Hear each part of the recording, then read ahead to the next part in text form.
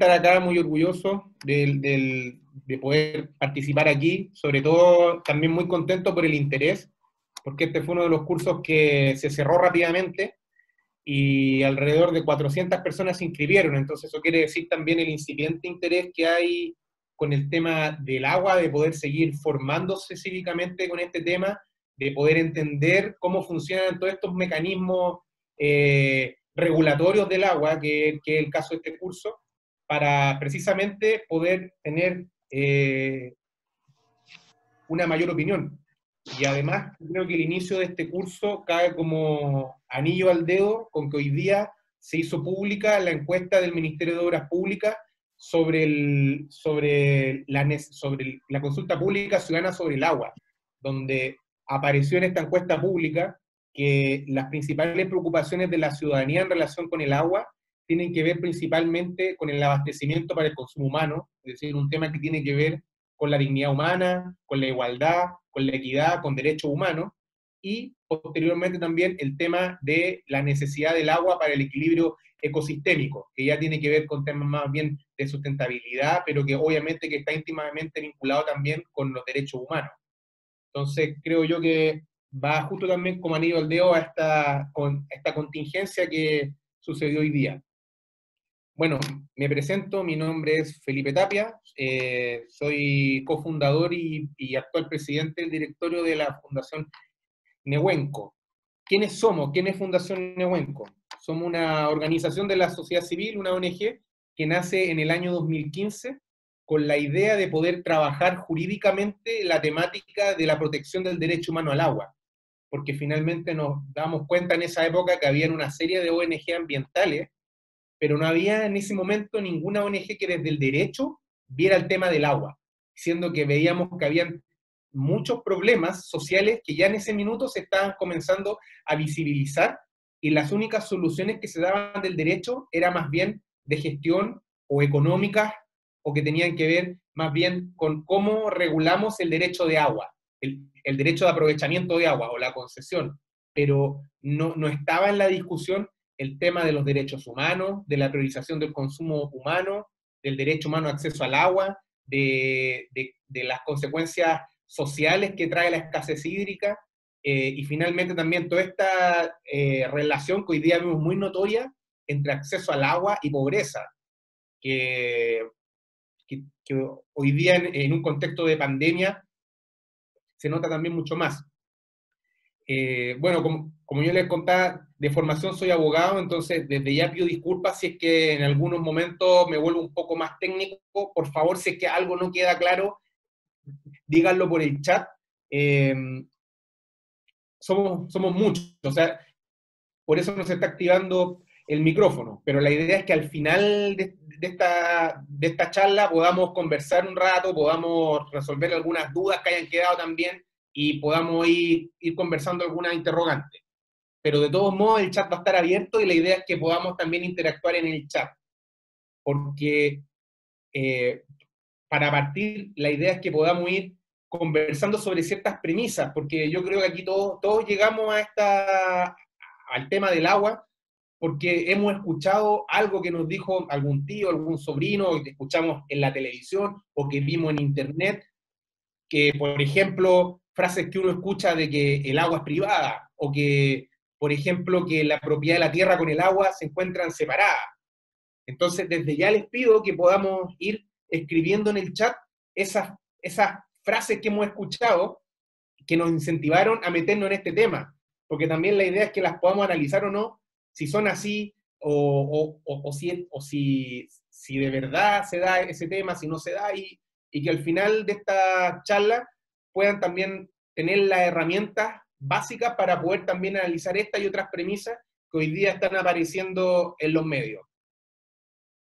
Y para poder llamar a la reflexión, voy a presentar un pequeño video que estuvimos desarrollando con la Fundación el año pasado, a fines del año pasado, y que lo publicamos este año, que creo yo que puede ser interesante para poder comenzar.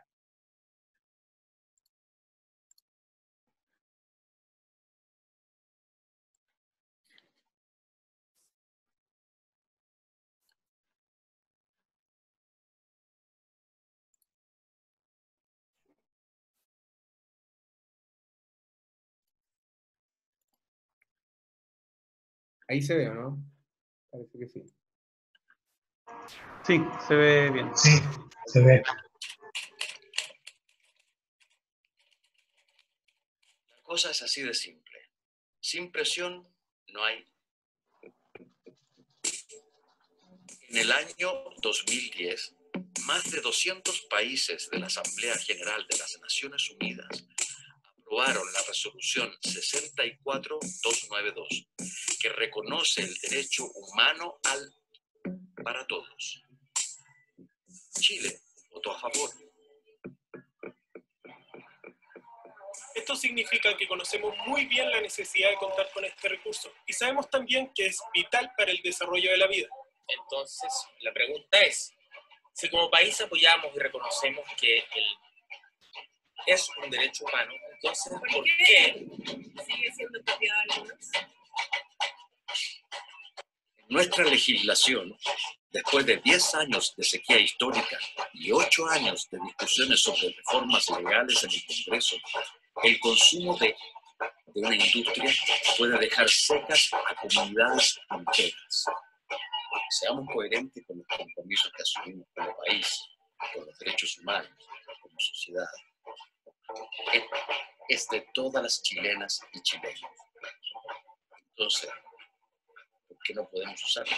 Si ya es difícil vivir con dignidad, hagan el intento de vivir sin. A diferencia de lo que ocurre hoy, es necesario que el consumo humano se proteja en la Constitución. Que esto cambie ahora. Y en la próxima Constitución, que sea un derecho. Hagamos presión. Hagamos presión. Hagamos presión.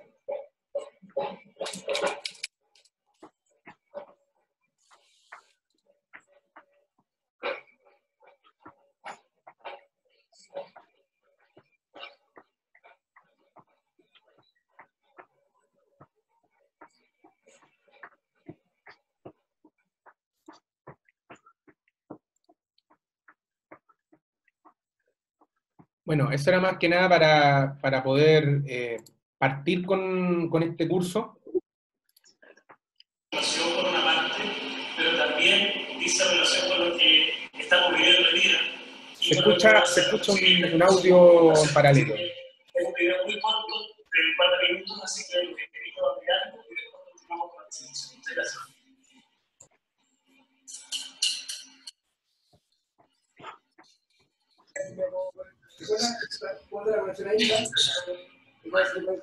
Felipe, igual si eres administrador, si eres o co-host,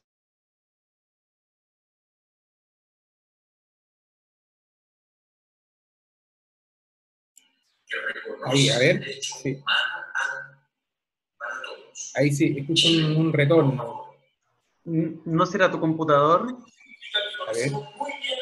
Porque eres el único que está con micrófono encendido.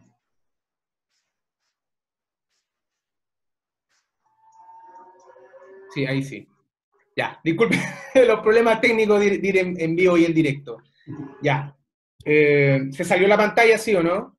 ¿No se ve la... O sea, ¿salió la pantalla compartida? Te ves tú. Ya, perfecto. Bueno, la idea de este video era poder empezar a abrir los fuegos con el tema, mostrar rápidamente también los contenidos de estas clases que van a ser dos, la de hoy día y la del miércoles 10 de junio, donde principalmente el objetivo de este curso es poder hacer el panorama general de cuál es la regulación del agua en Chile, con un enfoque en derechos humanos, que hoy día es el día que está particularmente vigente con todos los problemas hídricos que hay. Entonces la clase de hoy día es para mostrar lo que existe, efectivamente. Por ejemplo, si alguien se pregunta, ¿el derecho humano al agua está reconocido en Chile? ¿Está en la Constitución? La idea es que vamos a ver si efectivamente es así. Y ya la próxima clase, que es la del 10 de junio, la idea es poder ya mostrar algunas propuestas, algunas críticas, algunos trabajos que se están haciendo y de cuáles son estas ideas para poder corregir esta legislación que hoy día existe. Pero para hacer las propuestas primero tenemos que partir conociendo qué es lo que tenemos. Así que esa es la invitación de esta primera clase.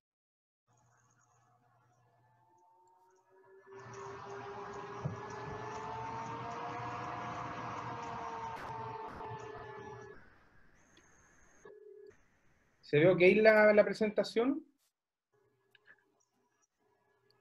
Sí, pero No la por la puedo- pantalla completa, por favor. No la puedo agrandar. A ver, Igual se ve, de todos modos. ya. Sí, no sé por qué no me... Ahí sí. Ya. Ahí se ve grande, ¿no? Una pantalla completa. Ya. Entonces, como le decía, la idea es que en el chat me puedan ir poniendo algunas frases. Como aquí estoy, voy a leer algunas. Hay harto interacción. Por ejemplo, Andrea Garay pone, Chile es el único país del mundo donde el agua está privatizada. Claro, esa es una frase que uno escucha bastante en todos lados. Entonces, ¿es así o no? Uno podría decir que sí, pero vamos a ver que jurídicamente esa realidad es a media. Si uno lo ve en la práctica, sí, es privada, claro está, pero jurídicamente no es privada. Ahí vamos viendo los distintos términos. El Estado vende las aguas, esa es interesante, es interesantísima. Sobre todo, eso lo escribió Brian Cortés, porque hoy día vamos a ver que el Estado tiene la potestad de poder expropiar derechos de agua para satisfacer las necesidades de consumo humano. Hay un artículo ahí del código que es el artículo 27, pero por otra parte, vemos que en paralelo, teniendo esa posibilidad, el Estado sale a comprar derechos de agua. Y eso lo hizo el año pasado, el año 2018, en diciembre, para satisfacer de agua para consumo humano a algunos comités de agua potable rural de la provincia de Petorca, por ejemplo. Es sequía o saqueo, claro, también aquí en Montserrat. Iñaki Mandinagoitías me escribe, la mercantilización del agua permite a una empresa despojar y dejar en sequía a la comunidad. Es un tema sensible. También la idea es, pues, yo creo que todo esto vamos a ir viendo que la lógica de cómo está construido esto da para que se generen estos problemas sociales que en su minuto no fueron contemplados en la legislación por diversos motivos. No teníamos agua para la siembra y menos para los animales, escribe Millares Vicuña. También. Que el ministro Walker tiene derechos de agua. Eso lo ha ido trabajando otra organización que es Moatima, tienen harto estudios sobre el tema y ellos han ido recopilando información sobre eso. El camión aljibe pasa 2 veces a la semana y a veces no pasa. Claro, también hay una consecuencia que es social de la falta de agua, que es el abastecimiento a través de camiones aljibe, que finalmente eso deriva por la falta de respuesta que hay en la regulación para dar agua, porque no existe una priorización, por ejemplo, para el consumo humano. Jorge Zapata dice, el mercado de los derechos de agua se aplica con éxito en muchos países aparte de Chile. Es verdad, o sea, el mercado de aguas, vamos a ver que es un modelo que no solamente existe en Chile, que existe en otros países, por ejemplo en Australia, en Estados Unidos. Pero la gran diferencia es que en esos países existe un modelo mercantil del agua, ese modelo se encuentra regulado. Hay diversas consideraciones sociales, ambientales, en cuanto a tarifas, por ejemplo, que acá en Chile no existen, que está el arbitrio libre de mercado. Hay privados, dice Javiera Fernández, hay privados que están invirtiendo en comprar derechos de agua porque será el gran negocio del futuro. Claro que sí. Y hubo muchos incluso que comenzaron a comprar derechos de agua en los años 80, o que comenzaron a adquirir de manera gratuita derechos de agua en los años 80, pensando que en algún minuto a futuro ese derecho podía aumentar su patrimonio. Efectivamente eso está sucediendo, sucedió, y vamos a ver por qué se genera. La problemática del agua no es un tema político, claro, también uno escucha. Y aquí uno podría decir que el agua no solamente es un tema político, sino que el agua principalmente es un tema de poder. El agua hablar de agua es hablar de poder. Es más, hay un movimiento que más derivado de la ecología política, académico, que se llama justicia hídrica. Y este movimiento de la justicia hídrica dice que el agua no fluye de arriba abajo, sino que el agua en realidad no nace en la vertiente para desembocar en el mar, sino que el agua fluye en dirección al poder. Y tiene que ver un poquito con este tema de que finalmente hablar de agua es hablar de poder, es hablar de política.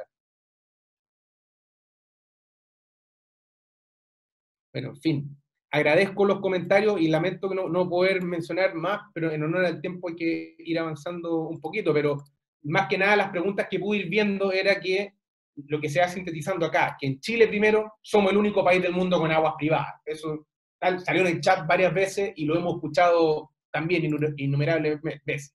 O, por ejemplo, que la propiedad de la tierra se encuentra separada de la propiedad del agua. Vamos a ver que efectivamente eso es así. O sea que la legislación chilena establece una separación de la tierra y del agua. ¿Y eso por qué lo establece? Porque existe dos regímenes conservadores de inscripción distintos. Cuando uno se compra una propiedad, le inscriben el conservador de bienes raíces. Sin embargo, cuando uno compra un derecho de agua, también ese derecho de agua tiene que inscribirlo en el conservador, y es de manera separada.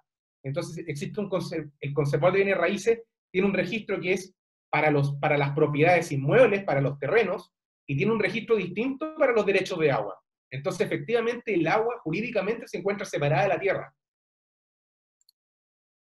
La certeza jurídica del derecho de aguas es la base del Código de Aguas. Efectivamente, también. O sea, ese fue el argumento principal con el que estuvo pensada la idea de generar un Código de Aguas nuevo, del año 81. El derecho de agua se entrega de manera gratuita, o no gratuita. O sea, claro, ahí, eso también uno lo escucha mucho, y vamos a ver que el derecho de agua efectivamente se entrega de manera gratuita. Y el agua es un bien de mercado, es un negocio. Quien es dueño del agua puede hacer cualquier tipo de acto mercantil con su derecho y es dueño a perpetuidad. También vamos a ver ahí esas distinciones. El Estado no tiene soberanía sobre el agua ya otorgada, que es un tema incluso que tiene que ver con la defensa del país, con estrategia. Aquí, si alguna de las preguntas le llama la atención, anótenla y ahí la vamos discutiendo también al final, porque la idea de esta clase es que quede eso, estas ideas previas se puedan ir respondiendo. No existen prioridades de uso a la hora de entregar el agua, también. Incluso que en Chile no se respeta el derecho humano al agua, esto que estábamos viendo al principio.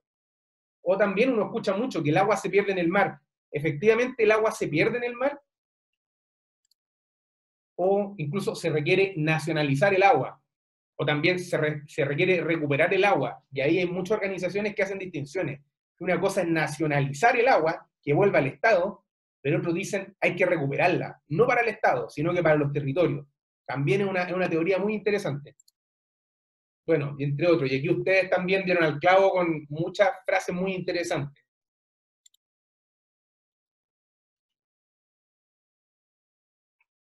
Bien, vamos a partir entonces con la regulación del agua en Chile, con las principales bases. ¿Qué es lo que hay que entender primero? Que cuando se empiezan cuando se generan las primeras normas de organización del agua, es con la dictación del Código Civil. Para los que no son del mundo del derecho, vamos a hacer una contextualización. El Código Civil fue el primer gran compendio de normas que hubo en Chile, en el año 1855. Lo redactó Andrés Bello, el fundador de la Universidad de Chile. El año 1855 se crea este código donde va a recopilar las principales normas que tienen que ver con derechos y deberes, tiene que ver también con las normas de los contratos, con arrendamiento, con las posesiones efectivas, como en el caso de que una persona fallezca, cómo los bienes pasan a su heredero, cuál va a ser el régimen de los bienes que se transfieren, etc. Y dentro de esto trataba también el tema de las aguas. Inicialmente hacía una distinción en que existían aguas públicas y aguas privadas. Aguas privadas más bien las que pertenecían o las que estaban enmarcadas en algún terreno privado. Pero a partir de los años 70 se cambia esto y queda la norma que dice que todas las aguas son bienes nacionales de uso público. ¿Qué quiere decir esto? Que de por sí el agua que corre en un río o que está en un lago es un agua que es un bien nacional de uso público. Es decir, que cualquier persona puede aprovechar esa agua. Ahora, ¿qué es lo que dice posteriormente el Código Civil de los bienes nacionales de uso público? Que son aquellos cuyo uso pertenece a todos los habitantes de la nación, tales como calles, plazas, puentes, caminos y mar adyacente. Es decir, estos bienes que por un lado nos pertenecen a todos, pero que nadie puede decir que es dueño. Esto es lo que dice el Código Civil, o sea, estamos aquí partiendo. Sin embargo, vamos a ver que la Constitución Política de la República, el principal organismo rector de la institucionalidad chilena y de los derechos y deberes, trata el agua en una sola mención. No se refiere a esta calidad de agua como bien nacional de uso público de manera expresa, tampoco se refiere a un derecho humano al agua. La única mención que hace la Constitución al agua es en relación a la propiedad que se puede tener sobre el uso del agua o sobre el aprovechamiento del agua, lo que de ahora en adelante vamos a llamar el derecho de aprovechamiento de aguas.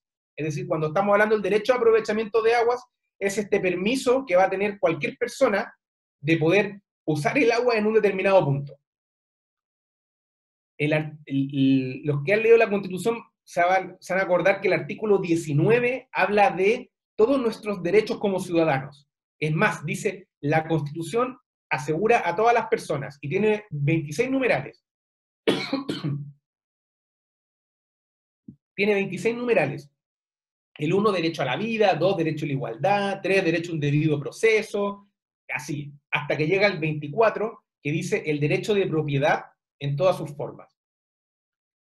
Y en relación a los derechos de propiedad, que es un artículo bastante largo, tiene 11 incisos o 11 párrafos, el inciso final dice que los derechos de los particulares sobre las aguas, ya sean reconocidos o constituidos en conformidad a la ley, otorgarán a sus titulares la propiedad sobre ellos. Si lo explicamos en buen chileno, ¿qué quiere decir esto? Que por un lado, ya la Constitución reconoce la existencia de un derecho de agua, un derecho de aprovechamiento de agua, es decir, que los particulares o todos los ciudadanos tenemos derecho a utilizar el agua y se nos va a reconocer propiedad sobre ese derecho a utilizar el agua. Y que puede ser a través de dos vías, dice.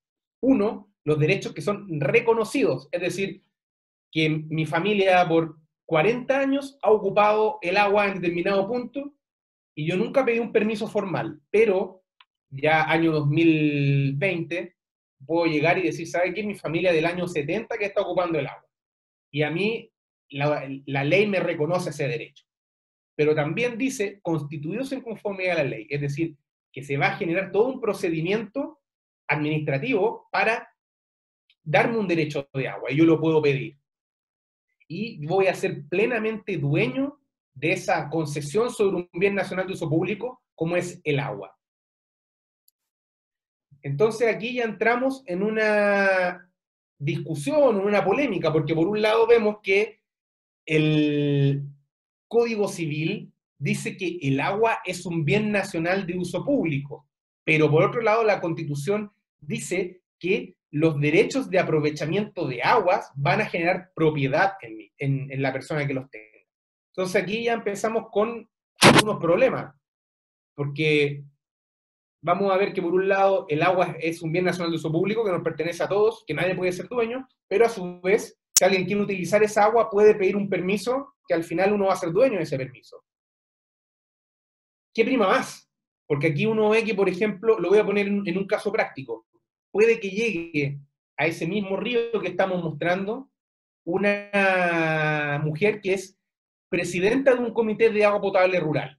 Vamos a poner un caso ficticio, en una zona rural donde ella tenía un pozo, el pozo se le secó, no tiene agua y tiene que entregarle agua a 50 familias. No tiene más agua. Entonces, desesperada ella, va a ir a un río que se encuentra a 5 kilómetros más allá, se consiguió un camión aljibe y está sacando agua del río. Y de repente aparece una persona y le dice, oiga, ¿qué está haciendo usted a la señora? Y la señora le responde, oiga, yo estoy sacando agua acá, en el entendido que el agua es un bien nacional de uso público y yo lo tengo que entregar para consumo humano.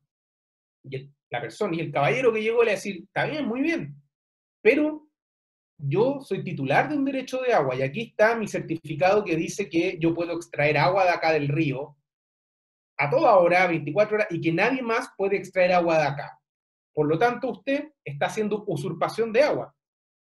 Entonces la pregunta ahí es, y si quieren lo pueden responder en el chat, ¿qué prima?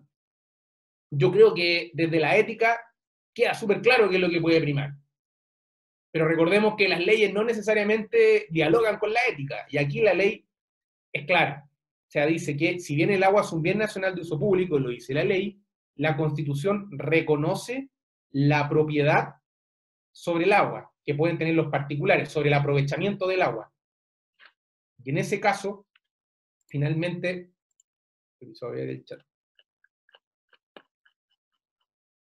claro, aquí muchos ya me están respondiendo, Cristian Briones, Andrea Garay, Betsabet, me responden, la Constitución prima sobre otras leyes, exacto, y ese es el problema.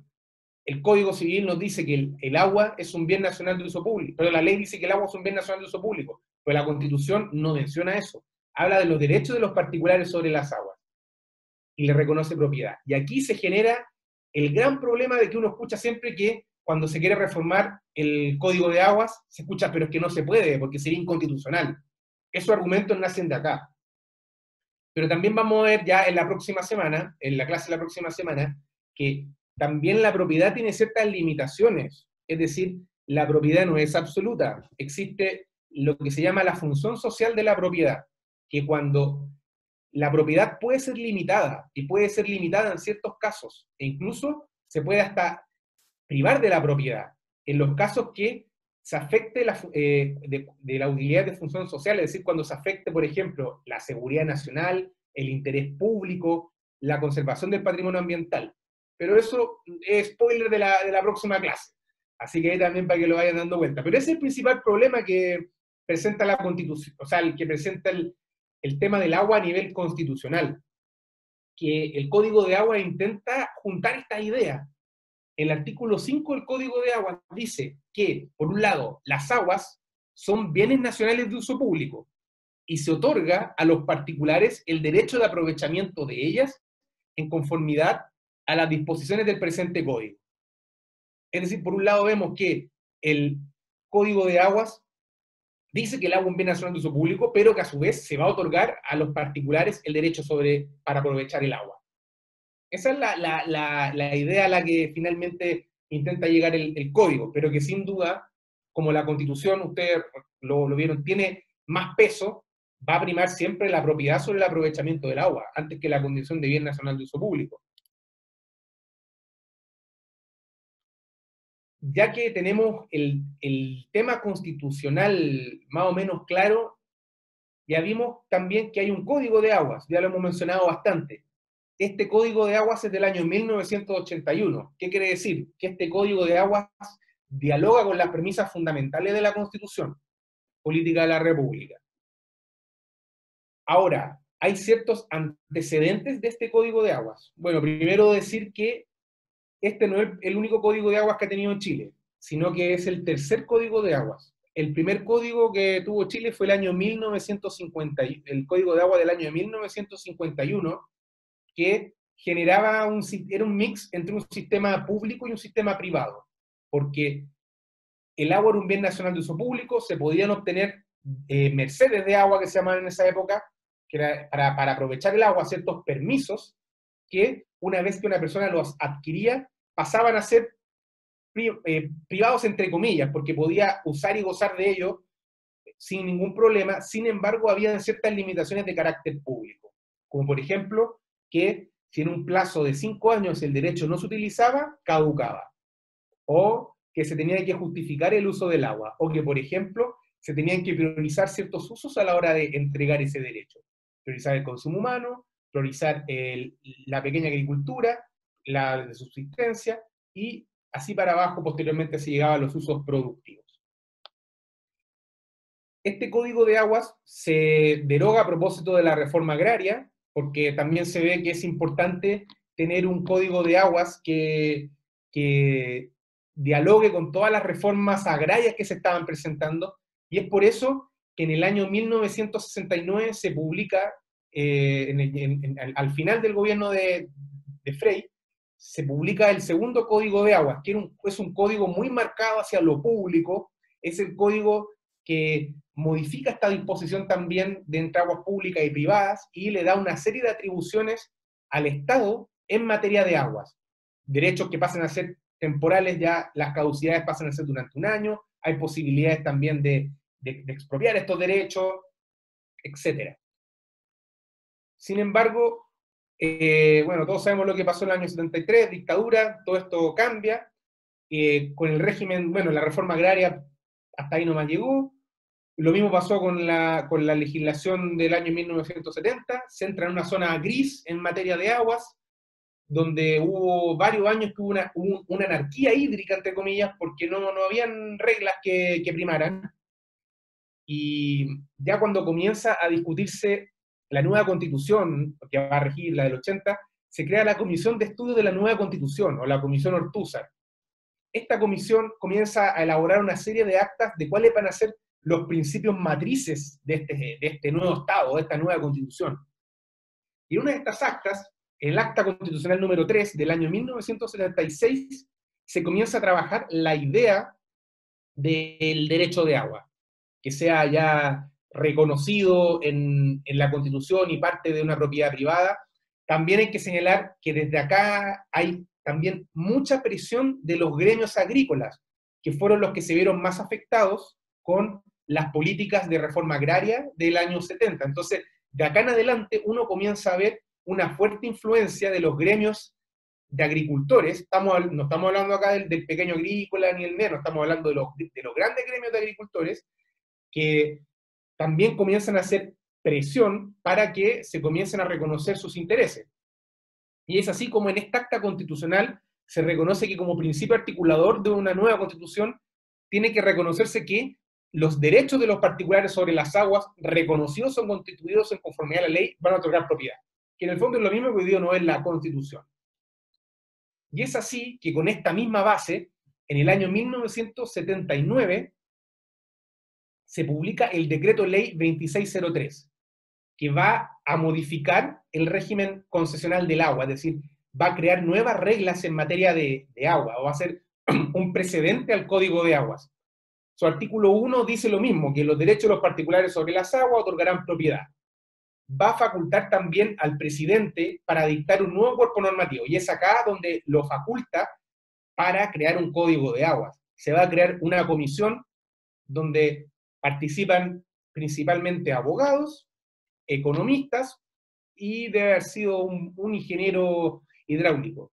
En ausencia, por supuesto, de profesionales de la ciencia, del área de las ciencias sociales. Entonces, más bien fue un código realmente marcado hacia la eficiencia económica y visto desde una óptica netamente jurídica. Y también se separa la propiedad de la tierra y del agua, se separan los avalúos de los predios y de los derechos de aprovechamiento, creando dos regímenes del conservador de bienes raíces distintos, el registro de propiedad de agua y el registro de propiedad de la tierra. Y también se crea una presunción de propiedad, es decir, en estos casos de los derechos reconocidos, se crea la idea de poder regularizar los derechos, o estos artículos transitorios que uno ve al final del Código de Agua, los que se han metido un poco más en el tema. Y va a crear ciertas reglas de que se les puedan reconocer estos derechos.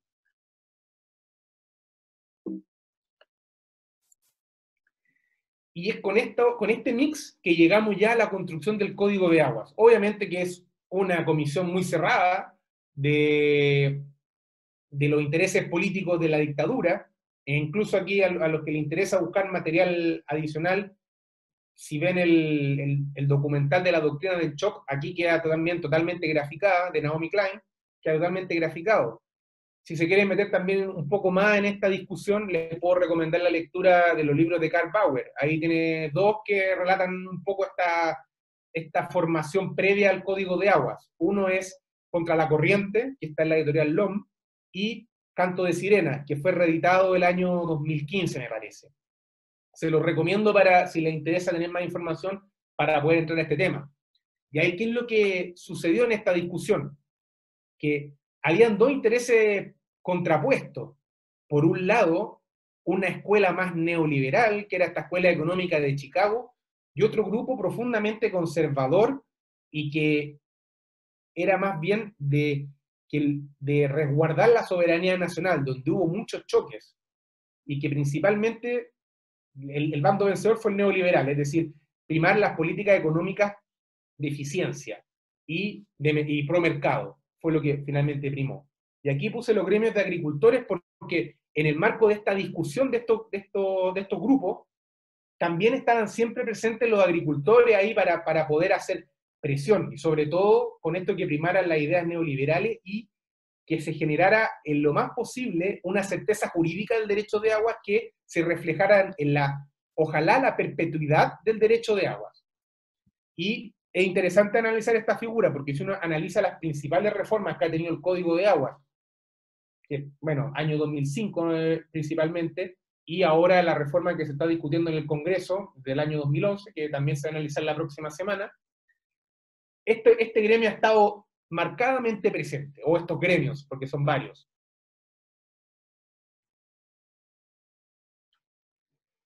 Entonces, finalmente, son los gremios que, o sea, con esta idea es que se crea ya el Código de Aguas, y uno podría decir que el régimen vigente de las normas que hay hasta la fecha, las principales son el Decreto Ley 2603, la Constitución Política de la República y el Código de Aguas de 1981, que es lo que vamos a entrar a analizar ahora en mayor detalle, pero en relación con el derecho de agua, que es lo que nos interesa, el derecho de aprovechamiento de aguas.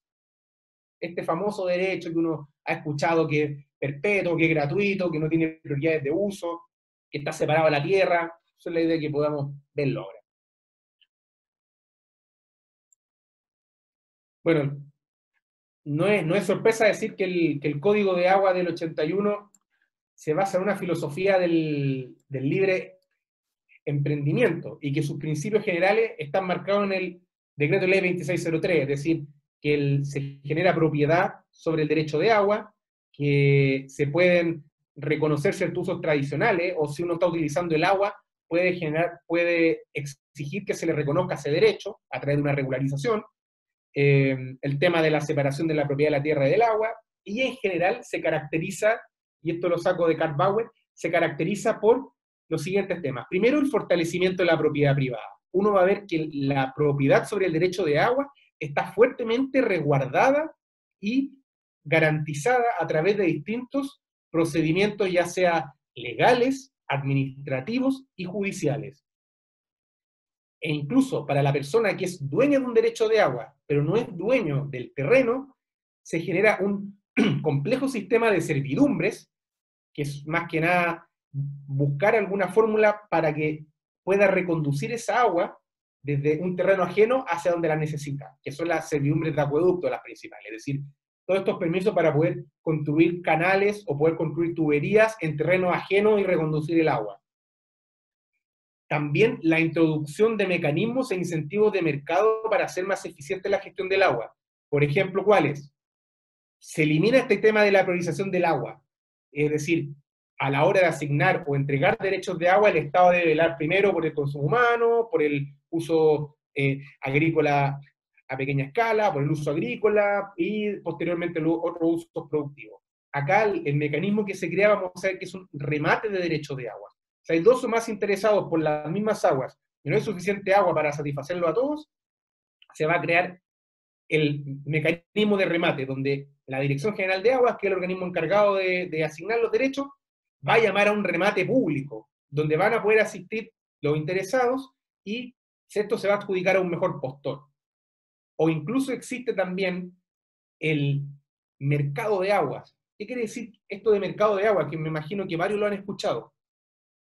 Los derechos de aprovechamiento, al ser parte de la propiedad, van a ser perpetuos o permanentes. Perdón, perpetuos.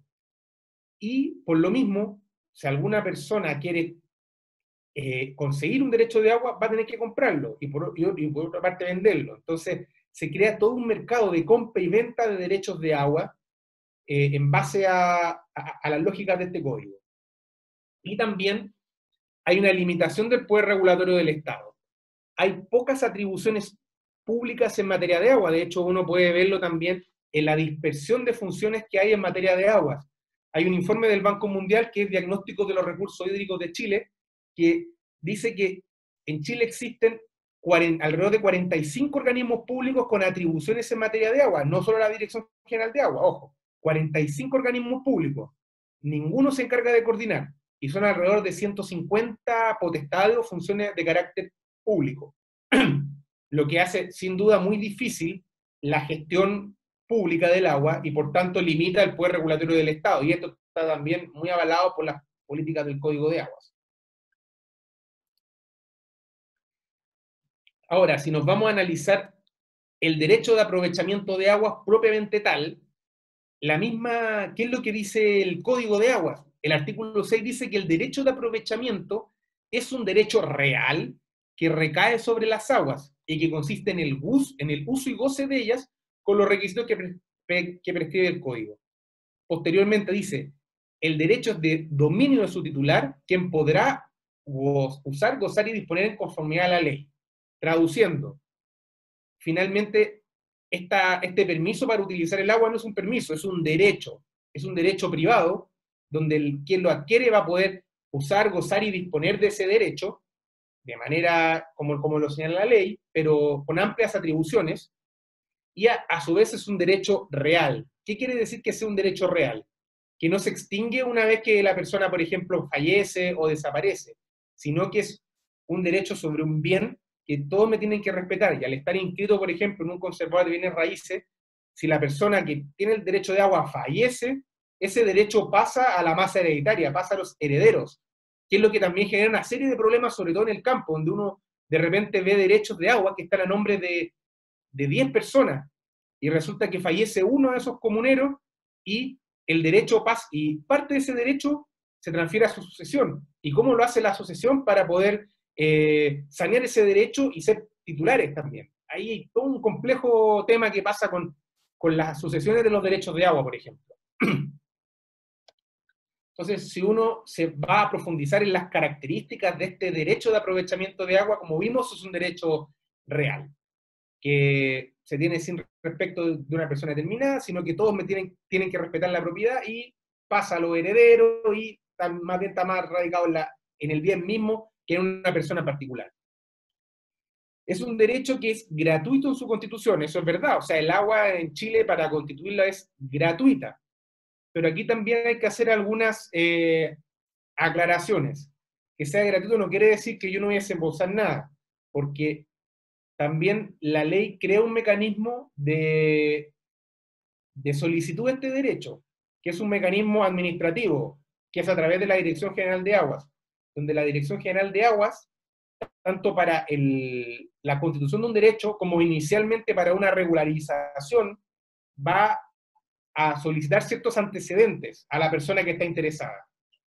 Por ejemplo, incluso en el caso de los derechos subterráneos, de agua subterránea, va a pedir pruebas de bombeo. Esas pruebas, sin duda, las va a tener que pagar el solicitante. O todos estos requisitos previos que se necesiten, los estudios de prefactibilidad, o pagar a un profesional para que le tramite el derecho, lo va a tener que pagar. Pero cuando se refiere a que es gratuito en su constitución, se refiere a que una vez entregado el derecho, esa persona no va a tener que pagar ningún peso para obtener ese derecho de agua, o sea, o para, más que nada para poder ejercitarlo. Ya es un derecho de carácter gratuito. No va a necesitar nada más para poder utilizarlo. Es sin prioridades de uso en su entrega, eso es verdad. O sea, como les comentaba, los códigos de agua del año 1951 y del año 1969 establecían una priorización de usos a la hora de entregar derechos, que se tenían que respetar. En el caso de la legislación chilena actual, Código de Aguas no establece eso. Lo único que establece es que en el caso que hayan dos o más solicitudes, como les comentaba, va a existir un mecanismo de remate de aguas, que finalmente van a ser adjudicadas al mejor postor. Y en este caso no existe ninguna priorización en la ley o facilidades para que, por ejemplo, alguien que requiera el agua para consumo humano pueda adquirirlo primero, sino que dice el mejor postor la ley. Entonces puede que todo el agua que se remate la obtenga la persona que tiene mayor recursos económicos. Sí existen algunas facultades que son presidenciales de poder denegar parcialmente derechos de agua y crear reservas de agua, que es, como digo, primero una facultad presidencial, y que por otro lado dice cuando no existan otros medios para satisfacer los usos domésticos de la población. Eso existe. O la posibilidad también de que directamente, también atribución presidencial, el presidente de la República, en el caso que se dé esta posibilidad, un remate, que hayan dos más interesados en agua, conceda directamente un derecho de agua a uno de los interesados. Bueno, esta facultad está delegada al ministro de Obras Públicas, o sea, en la práctica no es el presidente, sino que el ministro de Obras Públicas, el que va a realizar esto. Por otra parte, son derechos que se inscriben en el conservador de bienes raíces. Como les señalaba, con el decreto ley 2603 se crea una separación de la propiedad del agua y de la propiedad de la tierra. Lo que no quiere decir que antiguamente los derechos de agua no estuviesen en el conservador. Anteriormente se hacía mención a los derechos de agua o a las mercedes de agua, pero a propósito del terreno completo. Por ejemplo, uno veía una inscripción conservatoria que decía que está comprando un predio, lote tanto, en las coordenadas tanto, y que trae derechos de agua por, no sé, 10 litros por segundo. Lo que hace el Código de Agua, o lo que hace la legislación en el año 1979, es que crea un registro de agua distinto, donde esa mención la va a separar y se va a inscribir de manera distinta, y quienes saben metido un poco más en los temas del conservador, tienen un libro distinto, una foja y un número distinto, y uno cuando va al conservador de bienes raíces puede pedir el libro del año 2019 del registro de propiedad de agua, y la inscripción número 5, foja 5, por ejemplo, y ahí va a aparecer un derecho de agua independiente de la tierra, y que no están comunicados necesariamente.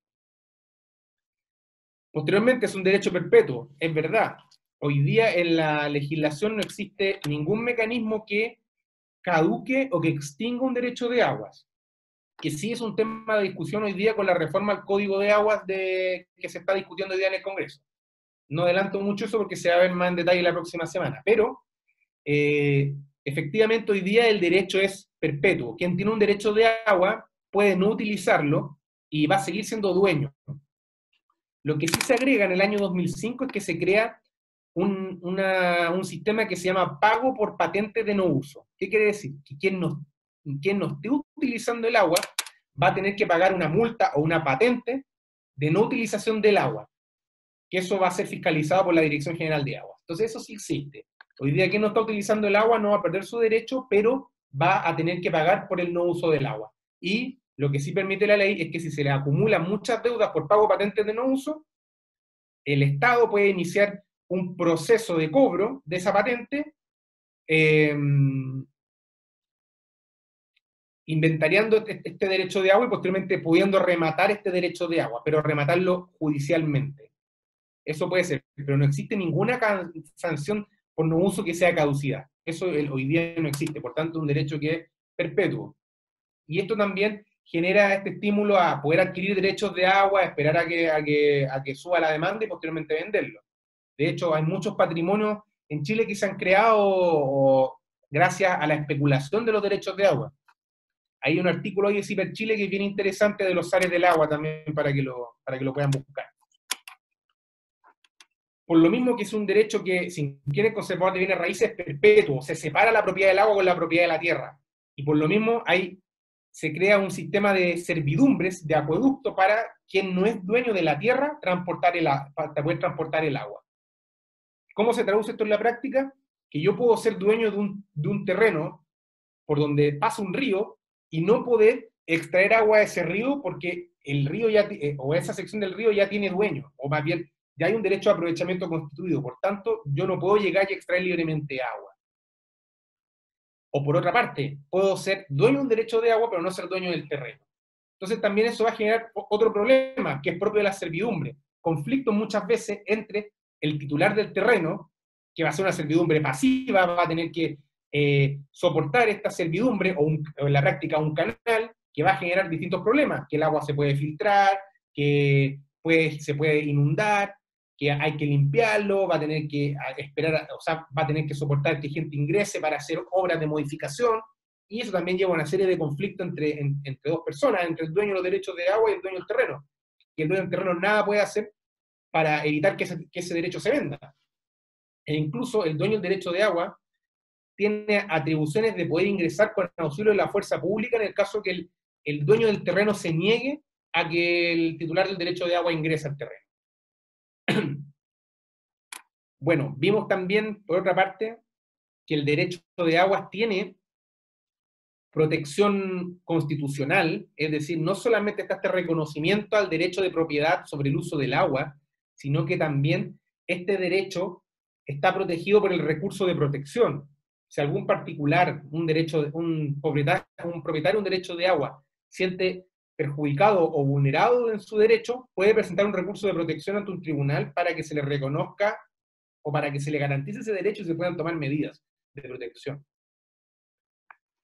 También como vimos, un derecho con contenido patrimonial. Como se genera esta idea del mercado de agua y el derecho no caduca, el mecanismo de gestión que elige el Código de Aguas para dar eficiencia a los derechos de agua es la compraventa. Se dice, bueno, si el agua es preciada en algunos rincones o si hay escasez de agua, la mejor manera de gestionar el agua va a ser poniéndole un precio, porque va a haber la persona que más necesita el agua va a estar dispuesta a pagar más dinero.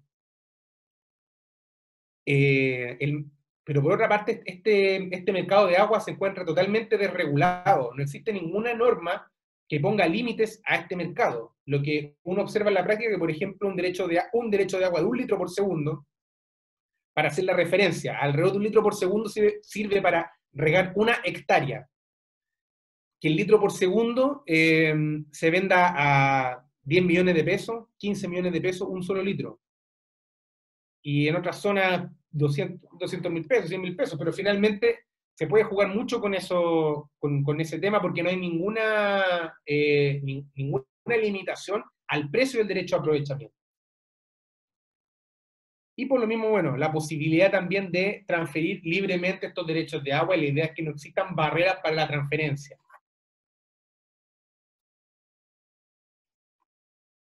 Bueno, antes de entrar a este tema de la regulación del agua en contexto de escasez, también hay que tener presente que el Código de Aguas, además, se crea bajo una lógica del riego. Estamos pensando en el año 1981. También se pensó en cómo el país podía lograr un nivel de desarrollo mayor, o cómo se podía optar al desarrollo, y se estaba pensando a través del agua, en un contexto de abundancia hídrica. Jamás se pensó que iban a existir periodos de escasez hídrica prolongada. Si iba a haber escasez, iba a ser algo extraordinario, algo puntual, pero nunca se pensó que íbamos a tener un periodo de mega sequía como el que teníamos hoy. Entonces, efectivamente, hoy día, año 2020, ya han pasado casi 40 años de la dictación del Código de Aguas, vemos que estas normas son insuficientes para poder garantizar el agua para el consumo humano. Por ejemplo, para garantizar el agua para los ecosistemas. Por ejemplo,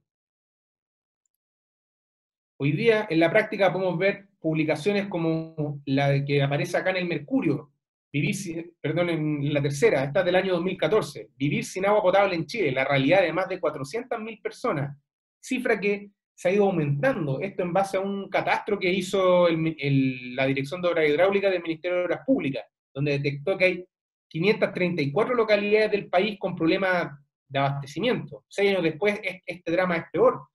¿Cómo se abastece estas localidades? Muchas veces a través de camiones y aljibes, donde se genera una serie de preguntas. Primero, ¿de dónde sale esa agua? ¿Cómo lo hace el camión para obtener agua? ¿Hacia dónde va? ¿La compra? ¿La extrae legalmente? ¿Tiene derechos de agua? Primera pregunta. Segundo es, ¿quién paga la provisión de agua de los camiones aljibe? Obviamente que un comité de agua potable no lo va a poder pagar. Por otra parte, aquí estamos hablando de municipios que son vulnerables, que tampoco tienen dinero para estar comprando agua. Entonces, muchas veces el municipio tampoco tiene los dineros. Finalmente, esto termina siendo algo propio de la legislación de emergencia, bajo un contexto de escasez hídrica, donde termina el gobierno central a través de la ONEMI costeando el abastecimiento de agua a través de camiones aljibe. Otras preguntas es la calidad del agua, ¿cómo es la calidad de esta agua? O la provisión que se le entrega a las personas. Ya en la quinta región hay toda una discusión a propósito de la decisión del Ceremi de Salud de reducir la provisión de agua a 50 litros, creo que era, diario por persona, cuando se recomienda que al menos la provisión mínima sea de 200 litros, según la OMS. Entonces hay una serie también de problemas derivados a esto que el Código de Agua obviamente no lo vio. Y por otro lado también lo que hoy día nos congrega acá, mayor sensibilización de este tema. Hoy día como ciudadanía estamos informados, queremos saber qué es lo que pasa con el agua, y hoy día no nos da lo mismo la política y la gestión hídrica que va a tomar nuestro país. Nos interesa saber, nos interesa informarnos, pero también nos interesa incidir, nos interesa poder participar en esa toma de decisiones que está haciendo la administración pública o que está haciendo el Estado. Acá saco una cita de un estudio muy interesante que se llama Pobres del Agua, que está disponible en PDF, que es de la Fundación Amulén, donde señala que, dice, esta es una radiografía rural de Chile, dice que de las 347 comunas que hay en Chile, 194, es decir, el 55,9%, registra un índice de pobreza multidimensional y una carencia de agua mayor al promedio nacional. O sea, ya incluso se hace este link entre el tema problema de acceso al agua y pobreza, que también hoy día se está viendo y se está graficando mucho a propósito de la pandemia, donde los principales problemas de abastecimiento de agua están en las zonas rurales o en campamentos, donde se vive, sobre todo en los campamentos, se viven los mayores problemas de pobreza y de vulnerabilidad. Bueno, y entonces finalmente se hace ese link, como les decía.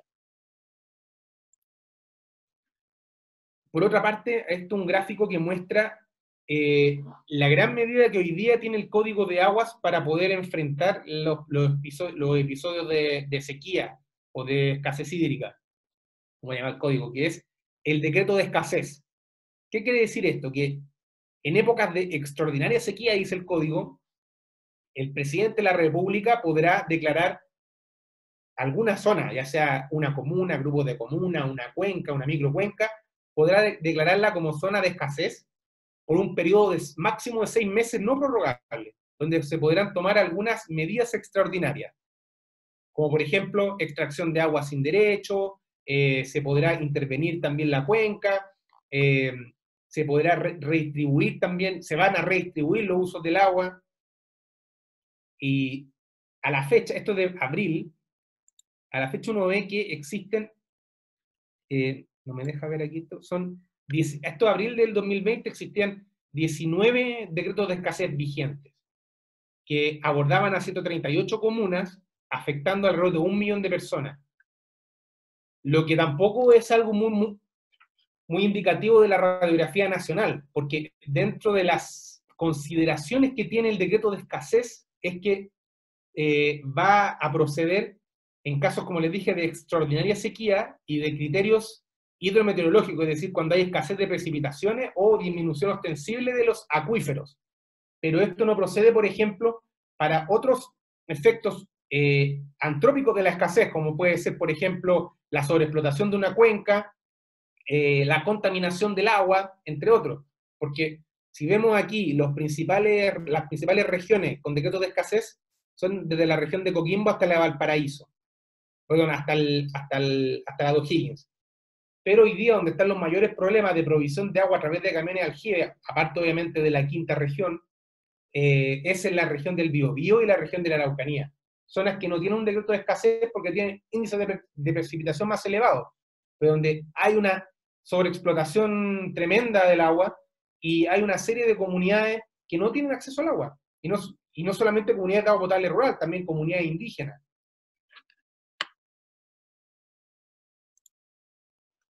Y esto también teniendo presente que, como les decía, el año 2010, la Asamblea General de la ONU declara al derecho de acceso humano al agua potable y saneamiento como un derecho fundamental. Por su parte, Chile adhirió a esta resolución, que es la 64292, pero hasta el día de hoy, en nuestra Constitución, ya como vimos, no existe un reconocimiento formal del derecho humano al agua. Sí, en el año 2011 se presentaron una serie de proyectos de ley para reconocer este derecho en la Constitución, que hasta el día de hoy, o sea, se hizo un proyecto sistematizado, pero hasta el día de hoy esta iniciativa descansa en el Congreso. Y en paralelo se está discutiendo una reforma que ha tenido más vigencia, que es una reforma sustancial al Código de Aguas para resguardar esta calidad de bien nacional de uso público de mejor manera, y ahí ya se habla del derecho humano al agua, pero a nivel de rango legal. de decir que de poder priorizar el uso para consumo humano, pero en la ley. Esto no está en la Constitución. Lo que obviamente que ya da paso a un segundo curso que vamos a tratar, por si les interesó para que puedan inscribirse, que se llama Bases de un nuevo pacto social por el agua, que ya pensando el agua en el marco de una nueva Constitución. ¿Cómo lo estamos pensando? Eso va a ser un curso que vamos a hacer en julio con el Colegio de Ingenieros en Recursos Naturales, así que va a tener un mix interdisciplinario. Bueno, harto hemos escuchado también del derecho humano al agua, pero ¿qué es esto del derecho humano al agua potable? Primero que todo dice que es el derecho de todos, de todas las personas, de poder disponer de agua. ¿Qué tipo de agua? Dice, agua que sea en cantidades suficientes, es decir, que hay un mínimo garantizable, obviamente que si me van a dar una botella de agua de medio litro al día no me sirve, sino que yo tenga un mínimo vital que se ha fijado entre 100 a 200 litros dependiendo la zona, la localidad, las necesidades. Por otra parte, que sea agua salubre, que el agua que voy a consumir para uso potable no sea agua que me enferme cuando yo la consuma, por lo mismo que sea también agua aceptable, que sea también accesible, o sea, que no tenga que recorrer grandes distancias o que no tenga que esperar a que 2 veces a la semana aparezca un camión aljibe al lado de mi casa para yo poder tener agua, sino que pueda acceder de manera fácil cuando yo lo necesite, cuando yo tenga que ir al baño, cuando yo necesite ducharme, cuando yo necesite hidratarme, cuando me enferme y necesite utilizar agua, cuando necesite limpiar, lavar. Y por otro lado, que sea asequible, es decir, que la barrera económica no sea impedimento para poder acceder al agua. Que yo no tenga que pagar, o más bien que no se me corte la provisión de agua porque yo no tengo la capacidad de pagar. E incluso ya se ve desde un enfoque de derecho, es decir, no solamente el agua es indispensable para mis necesidades básicas, sino que es indispensable para el desarrollo de otros derechos, para la salud, dice el Comité de Derechos Económicos, Sociales y Culturales de la ONU, para la vivienda, para la alimentación es indispensable, donde incluso aquí la alimentación uno podría tomar el tema de la seguridad alimentaria. Es indispensable también el agua para garantizar la seguridad alimentaria, y ahí un gran rol, por ejemplo, de la agricultura familiar campesina. Y dentro de esto dice también cuál es el contenido del derecho humano al agua, que esto está desarrollado todo esto en un boletín del Comité de Derechos Económicos, Sociales y Culturales de la ONU, el año 2002, que es la observación general número 15. Y dice que el uso del agua principalmente que se enmarca dentro del derecho humano al agua es el uso personal o de subsistencia para poder yo consumir, y el uso doméstico, es decir, para lo que necesite para poder, no sé, limpiar la casa, para poder lavar, para poder, por ejemplo, para poder bañarme, para poder bañar a mis hijos, en el caso de algún bebé, por ejemplo. Y ahí también lo alcance, porque no tiene que ver, por ejemplo, el uso doméstico que muchas veces pasa con el llenado de piscina, eso es un tema totalmente accesorio, o con el riego, para poder regar el jardín, no. Tiene que ver más bien con los usos fundamentales. Ahora, si bien esta observación no delimita los alcances del derecho humano al agua, siempre lo ve desde un estándar de la adecuabilidad, de lo adecuado, de un uso no ilimitado, sino que un uso que sea prudente también acorde al contexto del lugar. Y también señalar que, gracias a esta interpretación, se presume que el derecho humano al agua es parte del Pacto de Derechos Económicos, Sociales y Culturales, que este pacto es vinculante, es un tratado internacional vinculante para el Estado de Chile, donde se vincula a propósito del nivel de vivienda y de vida adecuados, artículos 11 y 12 del Pacto de Derechos Económicos, Sociales y Culturales. Se entiende implícito a este pacto. Por tanto, uno podría decir incluso que es una obligación para los estados, no solamente por la suscripción del derecho humano al agua, sino que también porque se encuentra contenido en el Pacto de Derechos Económicos, Sociales y Culturales. Y es más, este derecho humano al agua ha tenido cada vez mayor acogida en la comunidad internacional y incluso en el sistema interamericano de derechos humanos. La Corte Interamericana de Derechos Humanos recientemente, me parece que fue a comienzos de abril, acogió una sentencia condenando al Estado argentino que tenía que reconocer el derecho humano al agua de ciertas comunidades indígenas de Salta. Y hace todo un desarrollo normativo del derecho humano al agua, la que es la primera sentencia de todo esto de la Comisión Interamericana de Derechos Humanos, que acoge el derecho humano de acceso al agua. Por tanto, también es un tema muy relevante a nivel interamericano.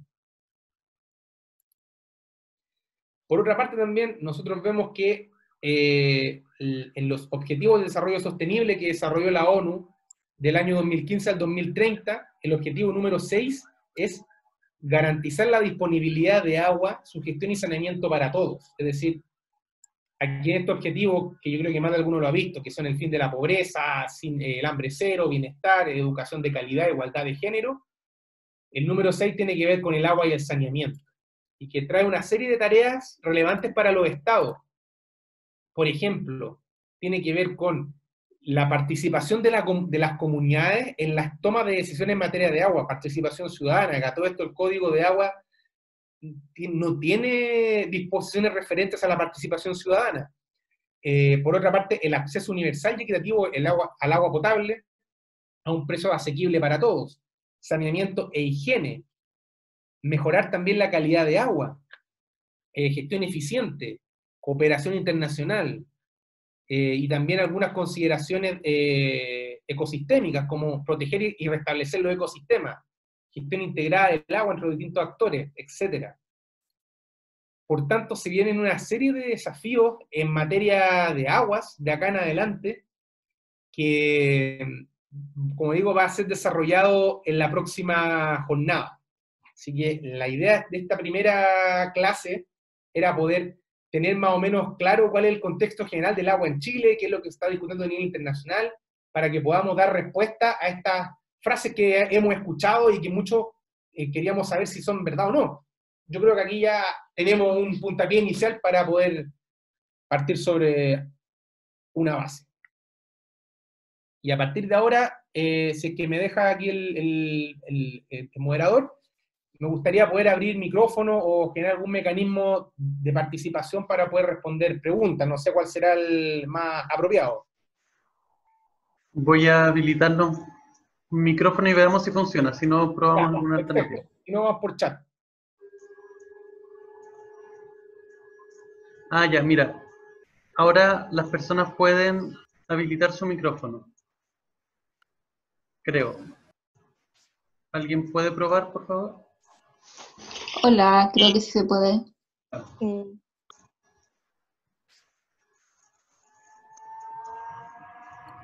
Ya. A lo mejor puede ser por la mano levantada también. Que levanten la mano con el sistema. Hay dos manos levantadas, Alonso y Bárbara. Ya. Dígame usted nomás y aquí vamos, aquí le damos la palabra. Ayúdeme ahí usted. Alonso, por favor. Hola, ¿qué tal? Buenas noches a todos, a todas, a todes. Bueno, voy a ir súper preciso. Tengo una pregunta. Yo soy parte del equipo Escazú. Estamos formando una iniciativa con unos jóvenes, con un champion de Escazú. Se llama Sebastián, o Matías, no recuerdo muy bien el apellido de este chico, pero voy a ir al grano, para no estalquear tanto. Mi pregunta es, ¿cómo podemos relacionar el tema de lo que estamos viendo con el tema de los derechos del agua, la Constitución, y con algo tan relevante como Escazú? Y creo que muchos de la gente que está acá debe saber lo que trata Escazú. Entonces quería hacer esa pregunta como reflexión también, cómo podemos involucrar lo que tiene que ver, todo lo relacionado con el agua, lo que hemos visto en esta presentación, con Escazú, y cómo podemos ejercer la soberanía chilena. Eso, gracias. Perfecto. Juntamos unas 3 preguntas, ¿te parece? Juntemos unas preguntas y vamos respondiendo. Vale. Bárbara y luego Rocío, por favor. Bárbara Hola. Y luego Rocío Besoy. Hola a todos, todas y todos. Soy de la provincia de Petorca y mi consulta es por los derechos de aprovechamiento de los cuartos transitorios que fueron entregados en la cuenca del río Ligua, el río Petorca, que esos correspondían a pequeños agricultores. ¿Por qué la tiene la propiedad la agroindustria y por qué se sobreotorgaron derechos de aprovechamiento cuando las cuencas han sido agotadas en el año 2004 y en el año 96? y dentro de esta misma constitución no hemos podido ganar esto y ni siquiera expropiar, cuando en este momento la provincia de Petorca se encuentra en una constante agonía sin acceso al agua.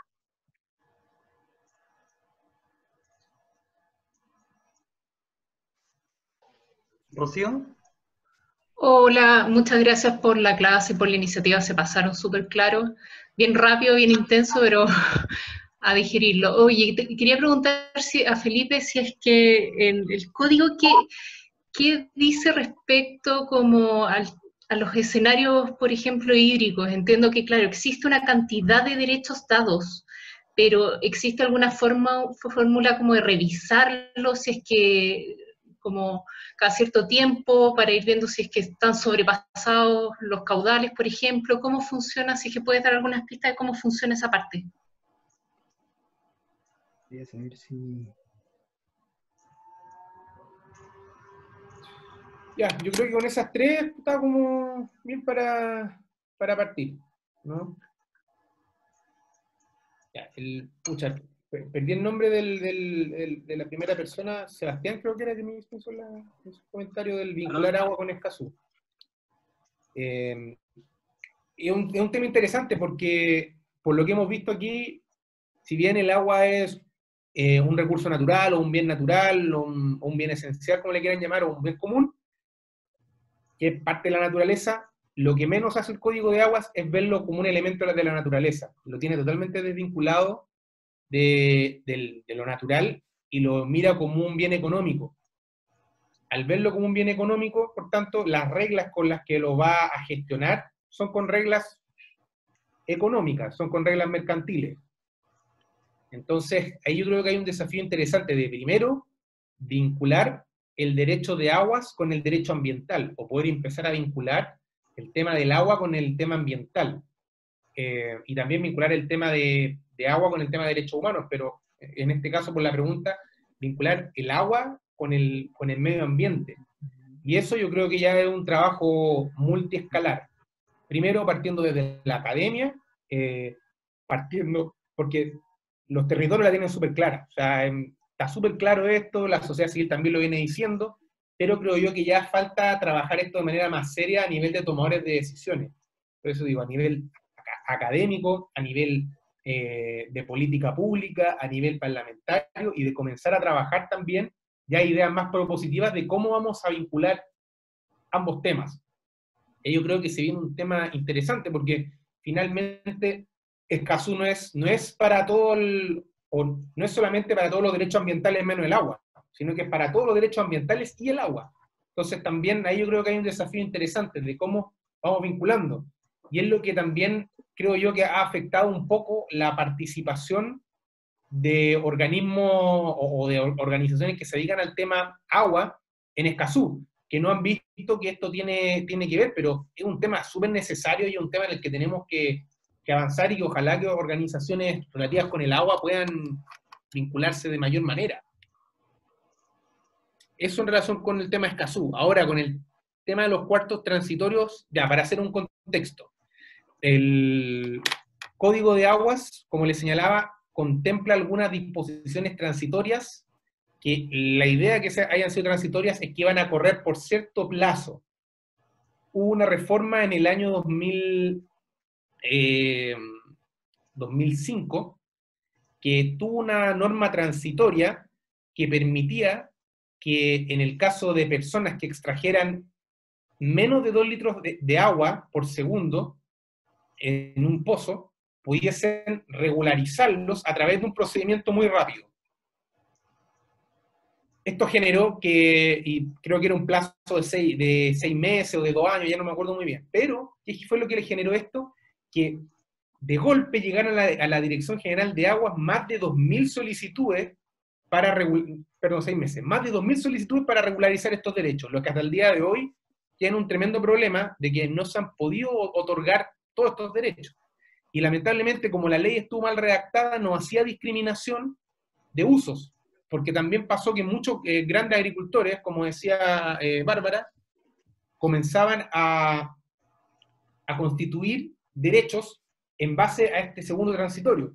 lo que ha generado un tremendo o un grave tema de sobreexplotación en las cuencas. Y como muchos saben, hay mucha reticencia a tocar los derechos adquiridos, es decir, cuando ya hay un derecho que se entrega en general en la legislación, es muy difícil que otra ley lo quite. Lo que se intentó hacer posteriormente fue una ley corta de limitar la aplicación de esta norma en determinados terrenos, pero no fue suficiente. Entonces, claro, eso fue un tremendo problema y que se debió principalmente, no sabemos si culposa o dolosamente, a un error de la ley, porque se quería beneficiar efectivamente a los pequeños agricultores, pero al final se terminó obrando mañosamente. Y en relación con los sobreotorgamientos, ahí también hay otro problema que escapa ya a la Dirección General de Aguas, que generalmente a la Dirección General de Aguas se le aportilla bastante, pero también hay una serie de problemas que devienen de la orgánica institucional del agua en general, de toda esta dispersión que yo comentaba y de las escasas atribuciones públicas que hay. Y dentro de eso es que hasta el año 2005 no existían consideraciones ecosistémicas para poder resguardar de buena manera el agua, y hasta el día de hoy se tienen que conceder derechos de agua si hay disponibilidad, y si no se afectan derechos de terceros. Salvo obviamente que se dicten áreas de restricción o de prohibición. Entonces, finalmente pasó que las consideraciones ecológicas recién se comenzaron a ver desde el año 2005, cuando ya el problema de la escasez ya estaba generándose, y hoy día ya, para poder tomar medidas de raíz, se requeriría también poder limitar de mejor manera o privar incluso del derecho de agua. Y en relación con la expropiación, como decía al principio, la expropiación existe, o sea, el ordenamiento jurídico permite expropiar derechos de agua, específicamente el artículo 27 del Código de Aguas, permite la expropiación para usos domésticos, en el caso que no exista agua para abastecer a la población. Pero no se ha utilizado nunca, no lo ha utilizado ningún gobierno. Hoy día, o sea, ya este gobierno en el año 2008 hablaba de la posibilidad de expropiar, pero finalmente se decidió por la lógica de la compra y venta de los derechos de agua, de salir al mercado a hacer una licitación pública para comprar derechos de agua para satisfacer a los comités de agua potable rural en este caso, la provincia de Petorca. Eso es lo que podría generar. O sea, ¿por qué no se puede expropiar? Se puede expropiar hoy día, pero hay un tema que es de voluntad y que, digo, es transversal. Entonces, un trabajo que se podría hacer ahí muy interesante es tratar de hablar del tema de la expropiación, de qué pasa con la expropiación de los derechos, porque es una atribución que está, pero no se ha utilizado. En cuanto al escenario hídrico actual, la Dirección General de Aguas sí tiene balance hídricos que lo está actualizando constantemente, pero eso tampoco permite poder tomar determinadas decisiones con los derechos que ya están constituidos, sino que permitiría tomar decisiones para los derechos que vienen, es decir, fijar que no existe disponibilidad para otorgar más derechos, pero de mala manera o no se podría limitar ya los derechos que hoy están constituidos. La única forma que se pueden limitar, entre comillas, es que exista lo que la ley llama una organización de usuarios, que exista una junta de vigilancia, una comunidad de agua, y en ese caso que puedan limitar el agua a prorrata de los derechos, es decir, si viene menos agua, que puedan entre ellos mismos hacer acuerdos, pero hoy día es un tema bastante complicado el del monitoreo del agua. También lo que se está intentando, a partir sobre todo ya con fuerza de una reforma que hubo al Código de Agua en el año 2018, es el monitoreo de las extracciones de agua, tanto superficiales como subterráneas, que haya una contabilización del agua que efectivamente se extrae, para que también la autoridad pueda tener mayor información de cuánta es el agua efectiva que se está extrayendo. Eso creo yo por mientras, no sé si... Hay cuatro manos levantadas. Por favor, Cristian, luego Magali, después Felipe Díaz y por último Noemí Cerda, por favor. Ya. Hola, buenas tardes a todas y a todos. Una consulta, porque el colapso del sistema del agua, según la opinión de usted en el Huenco, es principalmente la sobreentrega de derechos consultivos, los no consultivos, o ambos. Un poco cuál es la opinión ahí, y si hay alguna consideración para poner... no consultivo se vuelve al cauce. ¿Hay algún tope ahí en el código que defina eso? Bien. Magali, por favor. Hola, sí, Magali por acá del sur. Tengo una consulta respecto a estos derechos del agua que parecen bastante nefastos. ¿Hay alguna forma de cambiar los derechos de aguas a particulares para comunidades o que estos derechos no sean perpetuos o no sean heredables en la nueva constitución si es que se cambia, digamos, para tener mayor esperanza, digamos? Eso, gracias.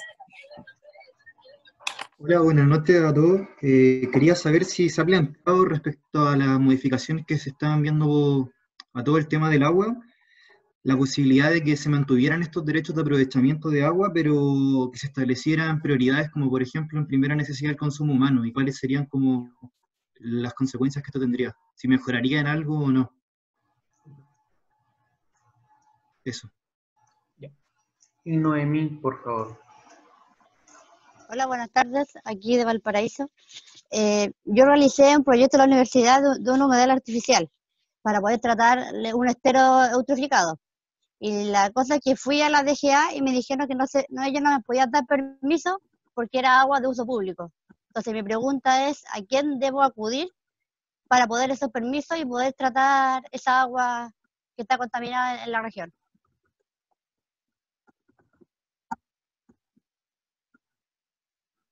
Ya. Vamos a partir por Cristian. Gracias por las preguntas, están todas súper interesantes. En relación, bueno, no entré mucho en las clases del derecho de agua para no enredar un poco, pero cuando a uno se le otorga un derecho de agua, no son todos los derechos iguales, no es que yo tengo un derecho de agua y estoy. Tiene distintas clasificaciones. Una primera clasificación es en relación a su consumo. En ese sentido puede ser un derecho consultivo o no consultivo. ¿Qué quiere decir esto? Que el derecho consultivo es para poder consumir el agua, que es principalmente el uso para doméstico, el uso para la agricultura, el uso para la minería, el uso industrial, pero también están los derechos no consultivos, que son los derechos que se aprovechan más que nada su paso, o el paso del agua, y que posteriormente se tienen que devolver al cauce. Clásico uso de los derechos no consultivos existen de dos tipos, productivo y no productivo. Los usos productivos son, por ejemplo, los derechos de la hidroeléctrica y los derechos también para la acuicultura. Usos no productivos, todo el tema que tiene que ver con la conservación ambiental, con los usos turísticos, e incluso los usos también ancestrales, pueden ser catalogados como no consultivos. En base a eso, el Código de Agua no establece limitaciones a la constitución de derechos consultivos y derechos no consultivos. De hecho, en el caso de los no consultivos, pasó que hubo un problema bien grave, o que ha sido histórico, que es la adquisición de los derechos no consultivos por parte de las hidroeléctricas, sobre todo de Endesa, que comenzó en los años 80 a adquirir derechos o a constituir derechos de aprovechamiento en todas las cuencas del sur, y que hoy día, si uno lo ve desde una óptica de mercado o económica, existe una barrera de entrada para otros competidores que quieran ingresar al negocio hidroeléctrico en el sur. De hecho, eso generó incluso un litigio en el Tribunal de Defensa de Libre Competencia en el año, si no me equivoco, 2007, donde se obligó a Endesa a soltar derechos de agua, entre comillas, o a renunciar a ciertos derechos de agua. Yo podría comentar por el tema no consultivo. Ahora, en relación con el problema del agua, nosotros no postulamos que el tema va exclusivamente en relación con los derechos de aprovechamiento, sino que hay un problema que es sistémico, que es a nivel de la gestión hídrica que se está haciendo, y que obviamente que el Código de Agua afecta gravemente, y dentro de eso los grandes problemas están que no hay un reconocimiento al derecho humano a acceso al agua, no hay una gestión de agua con enfoque en derechos humanos, no se miran los ecosistemas, no existe participación ciudadana, como se señaló anteriormente, no hay vinculación de la problemática ambiental, las temáticas ambientales con el agua, y por supuesto que dentro de todos estos problemas, la naturaleza jurídica del derecho de agua juega un rol fundamental, pero no es el único. En relación con lo que señalaba Magali del agua en una nueva constitución, o sea, la gracia de hablar de una nueva constitución es que partimos, como se decía hasta antes de la pandemia, de una hoja en blanco, que podemos partir de cero. Entonces, obviamente que uno puede repensar la lógica del agua sin caer en el freno de la constitucionalidad o la inconstitucionalidad. Pero también hay que pensar que vivimos en comunidad y que estos intereses van a estar siempre va a estar esta pugna, y que los constituyentes también van a entrar a esta discusión. Entonces, también cómo se concilia esto en el marco de una nueva constitución. Pero yo creo que hayan todos estos problemas hídricos y que en la práctica demuestren que hay un poco diálogo entre la legislación y la práctica, es un factor de peso para que podamos anteponer los intereses de consumo humano, de abastecimiento, de ecosistema y toda esta integración.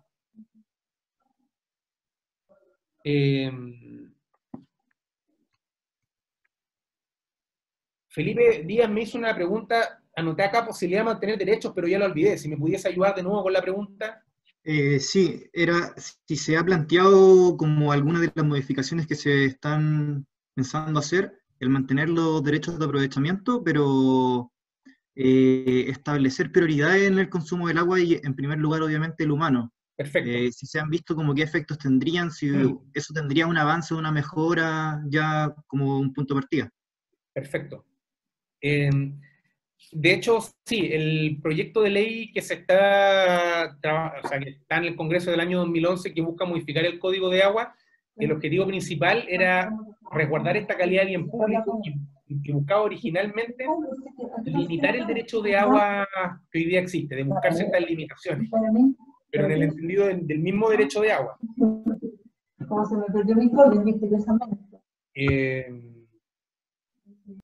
Y en ese sentido, lo que busca también esta reforma es, por ejemplo, que se priorice la asignación de derechos de agua para el consumo humano y también para los ecosistemas. Que hayan algunos resguardos también en general de subsistencia y ecosistémico.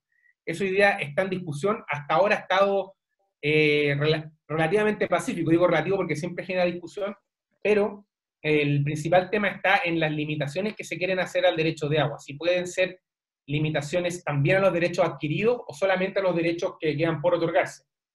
Que si son para los por otorgarse solamente, es una discusión alrededor de un 3% de lo que queda por otorgarse, de la disponibilidad total de agua. De todos modos, este tema de la reforma al Código de Agua se va a trabajar fuerte en la clase de la próxima semana, que esa la va a realizar Andrés Gutiérrez, que es el director ejecutivo de Nehuenco y que ha estado ahí trabajando firme en materia de reforma al Código de Aguas. Perfecto, gracias. Para ir concluyendo, y de pronto, Felipe, si puedes revisar el chat, porque hay algunas preguntas ahí también. Voy a entregar una información más general respecto a la universidad y el funcionamiento.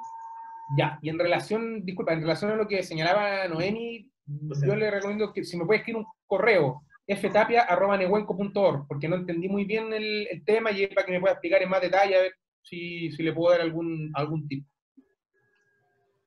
Y a ver, voy a ver el chat. Vale, mientras voy a dar algunas informaciones. Todas las clases están siendo grabadas y las siguientes van a ser grabadas también y van a quedar disponibles en la página web. Esto va a ocurrir seguramente el día siguiente o el subsiguiente a más tardar. La certificación se da a las personas que cursen el 70% o más de las clases de los cursos de una misma mención. En la página web están las menciones, están los cursos y, como mencioné al principio, abrimos las inscripciones en casi todos los cursos para que lo puedan revisar ahí también. La asistencia la vamos a considerar a partir de un formulario que vamos a enviar cuando finalice cada uno de los cursos, es decir, cuando termine la próxima clase de este curso. Es un formulario de evaluación en general de la experiencia de ustedes como estudiantes durante el curso, no es de evaluación del desarrollo del curso, no de evaluación de contenidos. Y allí consultamos por si asistieron a una clase o a las dos clases. Eso, dejo entonces a Felipe. Hay dos preguntas también, además de las preguntas en el chat, hay dos personas que tienen la mano levantada, entonces sugiero que puedan hacerlas también y luego tú puedas hacer un redondeo final para ir concluyendo ya que estamos en la hora acordada. Muchas gracias. Perfecto. Bueno, hay un tema ahí que me interesa, a estos temas que me interesaron del chat, pero por la celeridad, algo de lo que no se ha hablado que creo que sería interesante rescatar es, Isabel Peña estaba preguntando el tema de la agua del minero, que también es un tema bien conflictivo y que acá no se tocó.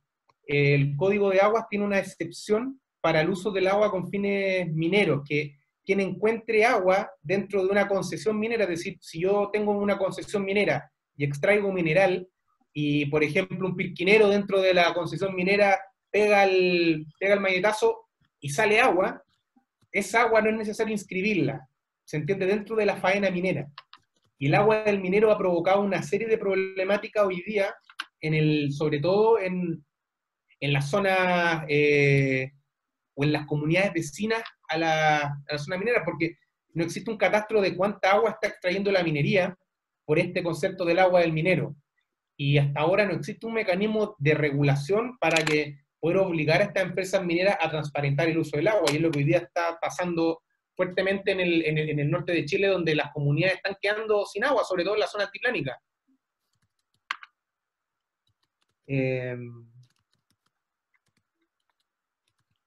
Bueno, ¿qué más? También han preguntado harto sobre el tema de la expropiación, como que al parecer no quedó tan claro. En general, como les decía, hoy día el Código de Aguas sí permite expropiar, en el artículo 27. Lo voy a leer mejor, porque tengo acá el Código de Aguas.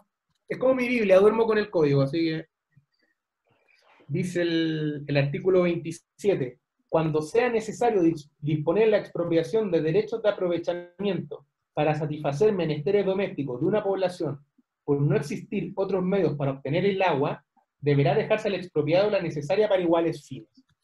O sea, aquí es un mecanismo de priorización cuando ya hay derechos adquiridos o ya la gente tiene derechos de agua, pero no hay agua para el consumo humano.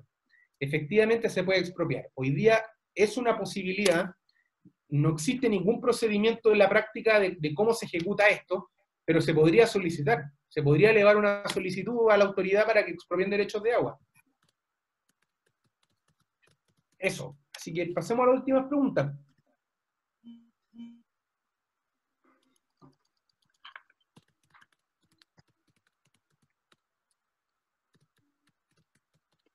A ver aquí, ¿quién tenía pregunta? Creo que Jennifer, Paula.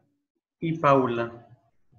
Hola, soy Jennifer. Hola Felipe, mi pregunta guarda relación en el marco del uso ancestral del agua que reclaman las comunidades indígenas del norte, esto versus el derecho de aprovechamiento que están constituidos por otras personas no indígenas. ¿Sabes qué dice la Corte Suprema versus frente a este conflicto? ¿Si ha reconocido este derecho de uso ancestral de las comunidades por sobre otros derechos de aprovechamiento de agua? ¿O en qué va la jurisprudencia de la Corte Suprema? Gracias. Ya, perfecto. ¿Y la segunda pregunta de Paula? Sí, yo. Hola. Sí, mi pregunta tiene que ver un poco con relación al agua del minero.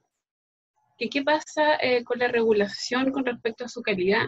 O sea, también hay una cosa que falta transparencia en el uso del agua por parte de la minería, pero también en su calidad para lo que queda disponible para la gente. O sea, no hay una regulación con respecto a la concentración de metales pesados. ¿Qué pasa ahí? ¿De qué manera se podría gestionar para empezar a regular una nueva normativa con respecto a eso? Gracias. Perfecto. Ya, voy a partir con el tema de los derechos ancestrales.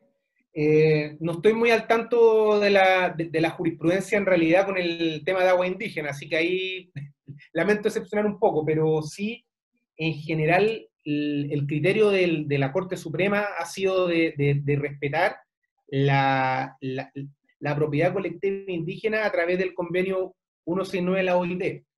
Para hacer el panorama más o menos normativo, salvo para una excepción que tiene la ley para las comunidades atacameñas y si no me equivoco creo que son la Aymara, no existe un sistema de propiedad colectiva de agua o un reconocimiento del agua indígena, salvo para estos casos, en la ley chilena. Lo que ha llevado, por ejemplo, a que la CONADI tenga que tener un fondo que se llama Fondo de Agua y Tierra para salir bajo la regla del Código de Agua, que es compra-venta de derechos de agua, a salir a comprar derechos de agua para las comunidades indígenas. Y ahí han generado algunas cláusulas de no enajenar y todo, pero en el fondo lo que en la práctica se ha terminado de hacer es que bajo las mismas reglas de mercado se ha terminado comprando agua para las comunidades indígenas. Tengo entendido que sí han habido algunos casos, pero como te digo, no los manejo para decirte el dato preciso, en donde sí se ha ordenado reconocer a la propiedad indígena a través de los tratados internacionales que ha suscrito Chile en materia de derechos humanos y en materia de derechos indígenas. Así que sin duda es una tremenda deuda para posteriores reformas y también para todos los temas de nueva constitución que se vienen, y, por ejemplo, de reconocimiento de un Estado plurinacional, por ejemplo. Y en relación con el tema del agua del minero y la calidad de agua, claro, es otro tema, porque tampoco hay una transparencia del agua que se extrae, tampoco hay transparencia del remanente de agua que está quedando, que circula agua abajo, o de cómo queda el agua del acuífero finalmente, porque se está utilizando agua. Ahí creo lo que se me ocurre así a priori que se puede empezar a trabajar, ya más que a nivel de código de agua, son temas más bien de normativa ambiental, de las normas primaria y secundaria de calidad ambiental, de ver las normas que hay en relación con la calidad disponible de agua, y hacer un trabajo también más en coordinación ahí con la Superintendencia del Medio Ambiente, de fiscalizaciones, de comenzar también a organizar presión y de hacer un catastro de cuáles son las normas de calidad ambiental que hay, y de cuáles son los contaminantes que efectivamente uno ve y cuáles son los índices de contaminantes que están más bajos en la práctica. Eso como que se me ocurre un poquito, hacer el juego más que nada con la normativa ambiental.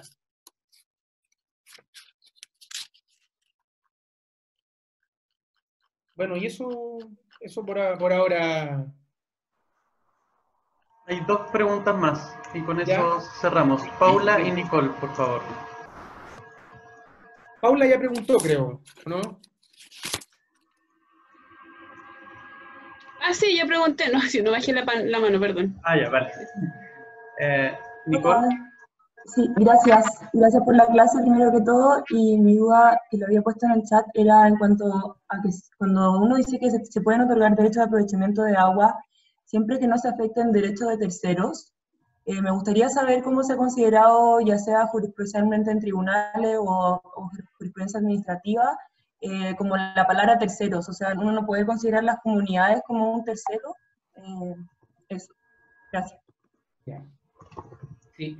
Mira, en este caso, Nicole, los derechos de terceros, cuando se analizan, tienen que ver más que nada con quién es titular de un derecho de agua, ya sea que es más bien titular que tiene su derecho constituido y que tiene su derecho inscrito, o su derecho reconocido a través de una regularización e inscrito. Entonces, el trabajo que va a hacer la Dirección General de Aguas para ver si no se afectan derechos de tercero es ver la georreferenciación del punto donde se está pidiendo agua y ver si ahí en ese tramo no hay derechos de terceros que se afecten, y en el caso que sean aguas subterráneas, que no estén en un radio de protección de 200 metros a la redonda con otros derechos.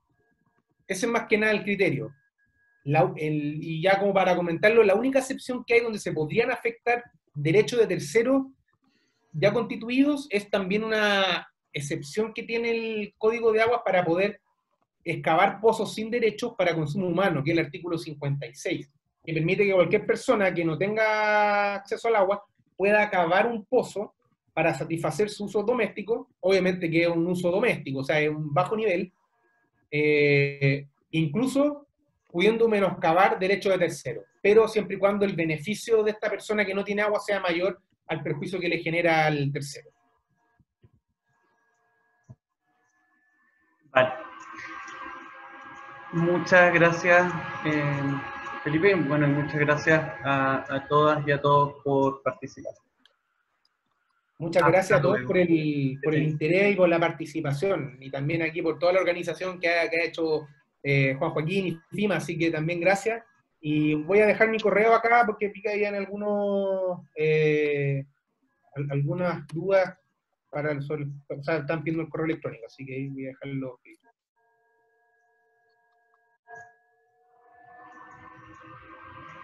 Bueno, y dejarlo invitados para la próxima clase también, que el miércoles 10 de junio hasta misma hora, de 6:30 a 8. Ahí con Andrés vamos a seguir trabajando estos temas tan interesantes regulatorios del agua.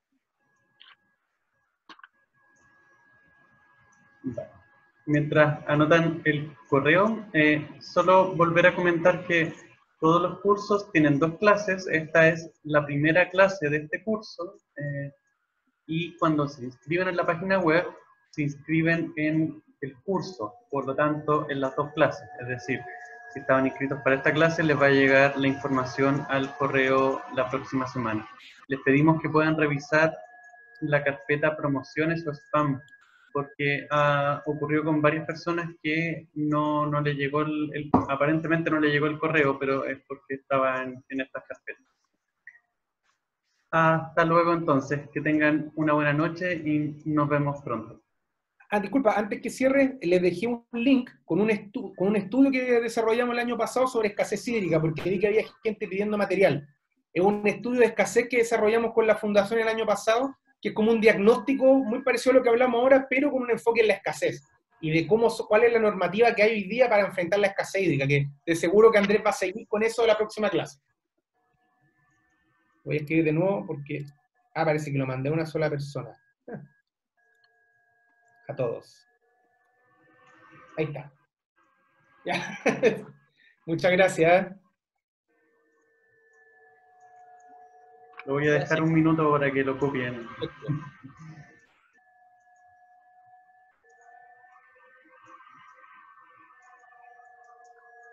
Muchas gracias.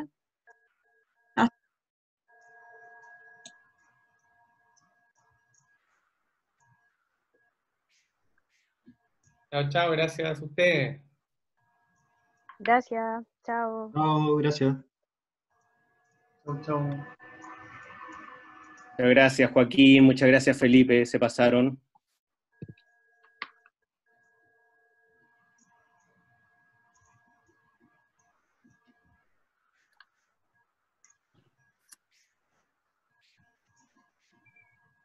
Voy a cerrar. Hasta luego, Felipe.